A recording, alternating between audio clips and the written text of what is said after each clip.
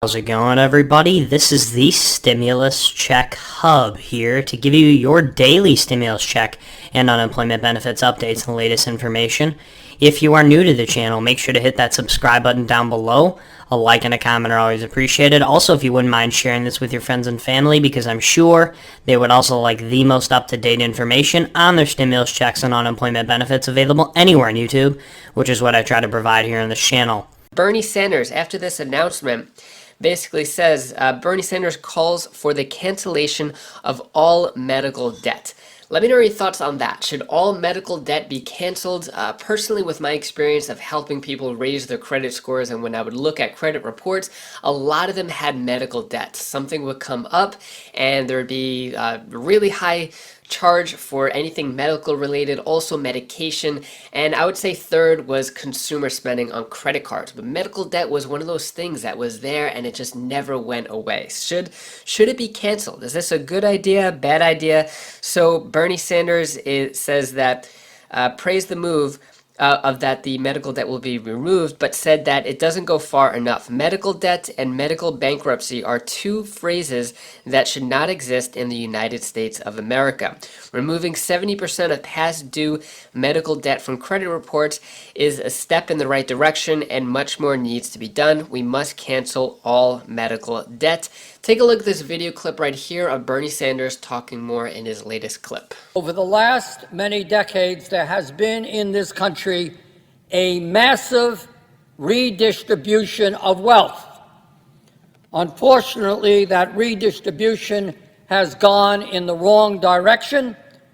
It has gone from the middle class and working families to the top 1%. Now, I understand that that is not an issue that we talk about much here on the floor of the Senate, not an issue we talk about much in the media, but it is an issue that must be talked about and, more importantly, must be dealt with. And listen to this, which I think really says it all. During this terrible pandemic, when many thousands of essential workers died on the job, they went to work in order to feed their families. They contracted the virus, and thousands of them died.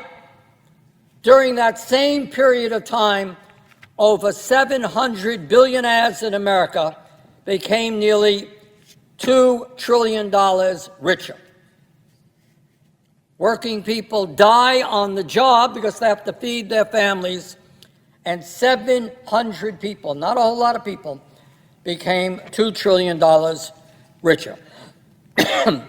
So that is where we are today. Desperate workers are dying because they are forced to go to work to provide for their families, while the people on top are doing unbelievably well. Today, billionaires like Elon Musk, Jeff Bezos, and Richard Branson are zooming off in their spaceships to outer space. They're buying $500 million super yachts, and they're buying mansions with 25 bathrooms, while half of our people live paycheck to paycheck. Is that really what America is supposed to be about? We are discussing now, in the midst of this horrific war in the Ukraine, there's been a lot of discussion about the Russian oligarchy, and that is absolutely appropriate, because in Russia you have a handful of billionaires attached to Putin who own unbelievable wealth. But what do we think we have now in this country? It's an American oligarchy, as the distribution of wealth and income becomes worse and worse every day. Madam President, the American people want those of us in Congress to take action to address the unprecedented level of corporate greed and income and wealth inequality that we are seeing right now. They are sick and tired of large corporations making record profits and in a given year paying nothing, zero, in federal taxes. They are sick and tired of billionaires paying a lower effective tax rate than a teacher, a nurse, a truck driver, or a firefighter. The American people want Congress to address corporate greed and make certain that the wealthiest people and most profitable corporations pay their fair share of taxes.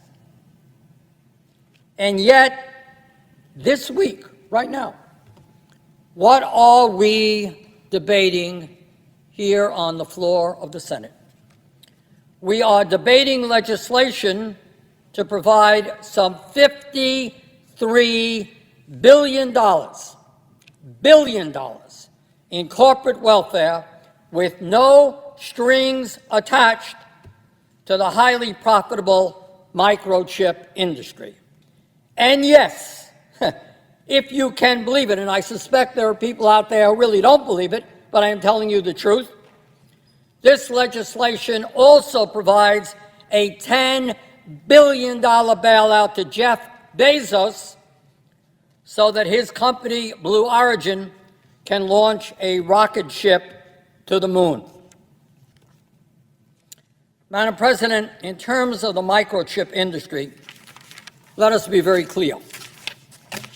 We are talking about an industry that has shut down over 780 manufacturing plants in the United States and eliminated 150,000 American jobs over the last 20 years, while moving most of its production overseas. In other words, in order to make more profits, these companies shut down plants in the United States and hired cheap labor abroad. What do you think? Do you agree with Bernie Sanders? Disagree? Let me know your thoughts on what he said there. Next, let's get into the stimulus check news, the latest stimulus check articles. So, what are the $600 stimulus checks in 2022 and who could get them? To save you some time, this program ended March 10th, although this article just came out. But basically, the $600 stimulus checks were for farm workers and meat packers. So basically, they're the ones who are getting the $600 payment. This bill did say it was going to include grocery workers, although there was no further details. So I don't think it's going to include grocery workers anymore. But basically, those $600 checks, the applications closed on March 10th. Then Governor Walz pushes for $500 Minnesota stimulus checks. So in Minnesota, they're pushing for $500 checks for singles, $1,000 checks for couples, and then monthly stimulus checks worth $350 proposed under Family Security Act of 2022. Would you get the cash? So basically, this is Mitt Romney's version of the child tax credit, which could pay up to $350 per month instead of the $300. Has a few more restrictions, but this hasn't gone anywhere. It hasn't been adopted by the Democrats. Definitely not adopted by or endorsed by the Republicans. So this is sort of one of those bills that was just put out there and not really gaining any traction. So I wouldn't expect this to happen anytime soon. And Biden considered sending gas cards to Americans. This was talk last week from the White House, although nothing is coming about it. I'll go over the latest gas stimulus check proposals updates in a moment. Also, hundreds of families are getting monthly $500 payments from this month. See who qualifies. So this is a new universal basic income program.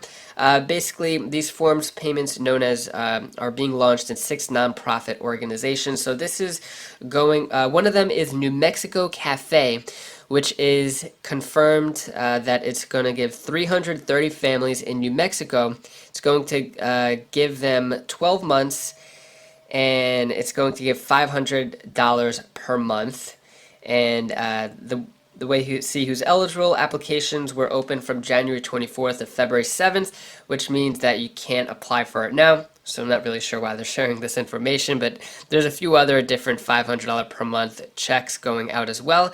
And then stimulus update, $100 monthly check proposed to cover high gas prices. So currently there are 3 gas stimulus check proposals. This $100 per month could actually be up to $300 because a couple will get $200, and if you have a dependent, you could get $300 total. So 100, 100, 100. Take a look at this video clip right here, given the latest. Gas prices are slowly coming down, but the pain at the pump continues. People in North Carolina can expect to pay $4.07 for a gallon of unleaded gas. That is 10 cents lower than this time last week. Imagine that. And in South Carolina, that drops to $3.95. And so House Democrats have several proposals to try to help Americans cover these high gas prices. Now, the first idea here is an energy rebate check. It would be similar to those stimulus payments that we got during the pandemic. It would be based on income. Individuals under this proposal would get $100 a month. Couples would get $200, and then their dependents would get $100. And this would last as long as the national gas price exceeds $4 a gallon. It is still unclear exactly where the money for this would come from. The second proposal is what's called the Stop Gas Price Gouging Tax and Rebate Act. Yes, I know that's a mouthful there. The bill, however, does not use the national gas price average as a measuring stick like we saw with the last idea, but it does call for households to get a monthly advance tax credit that's similar to last year's monthly child tax credit. That money would come from taxes on oil companies. And then there's a similar bill that's also going to target big oil companies, but that will call for quarterly payments to Americans who meet the same income thresholds. Well, I hope you guys enjoyed this video. Make sure to hit that subscribe button down below. A like and a comment are always appreciated. Also, if you wouldn't mind sharing this with your friends and family, because I'm sure they would also like the most up-to-date information on their stimulus checks and unemployment benefits available anywhere on YouTube. Have a good one.